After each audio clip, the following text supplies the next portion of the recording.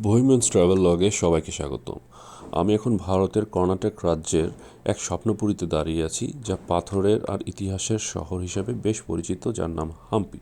UNESCO world heritage site হিসেবে পরিচিত এই জায়গাটি একসময় ছিল বিজয়নগর সাম্রাজ্যের রাজধানী। আজ আমি আপনাদের নিয়ে যাব সেই প্রাচীন শহরে, যেখানে প্রতিটি পাথরে যেন এক একটা গল্প গেঁথে আছে।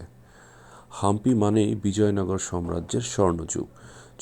1336 খ্রিস্টাব্দে হরিহর ও বুক্কা রায় এই সাম্রাজ্যের পতন করেন, যা একসময় দক্ষিণ ভারতের অন্যতম শক্তিশালী সাম্রাজ্য ছিল। 1565 সালে তালিকোটা যুদ্ধে এর পতন হয়। কিন্তু জানেন কি, হাম্পির ইতিহাস কেবল বিজয়নগরকে ঘিরেই নয়। রামায়ণের কিষ্কিন্ধার বানর রাজ্য নাকি এখানেই ছিল। পাম্পা নদী, হেমাকুটা পাহাড় সবকিছুই রামায়ণ যুগের গল্প মনে করিয়ে দেয়। ভৌগোলিকভাবে হাম্পি তুঙ্গভদ্রা নদীর তীরে অবস্থিত। এখানকার অদ্ভুত দর্শন, গ্রানাইট পাথরের টিলাগুলো কয়েক মিলিয়ন বছরের পুরনো।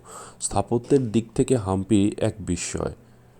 বিরূপাক্ষ মন্দির, লোটাস মহল থেকে শুরু করে ভিথালা মন্দিরের সেই বিখ্যাত পাথরের রথ, সবই যেন এখনও জীবন্ত। বিশেষ করে ভিথালা মন্দিরের মিউজিক্যাল পিপারগুলো, যেখানে আঘাত করলে সুরের মূর্ছনা তৈরি হয়, তা সেই যুগের ইঞ্জিনিয়ারিংয়ের একটি শ্রেষ্ঠ নিদর্শন। হাম্পির সংস্কৃতি আর ইতিহাসকে আগলে রেখেছে এখানকার মানুষ। এখনও তাদের প্রাচীন রীতিনীতি মেনে চলেন। প্রতিদিন ভোরে বিরূপাক্ষ মন্দিরে পূজার্চনা থেকে শুরু করে সন্ধ্যার আরতি, সবকিছুই এক প্রাচীন সভ্যতার ছোঁয়া পাওয়া যায়। এখানকার ছোট ছোট ক্যাফেগুলোতে আপনি দক্ষিণ ভারতীয় খাবারের পাশাপাশি আন্তর্জাতিক খাবারের স্বাদও পাবেন।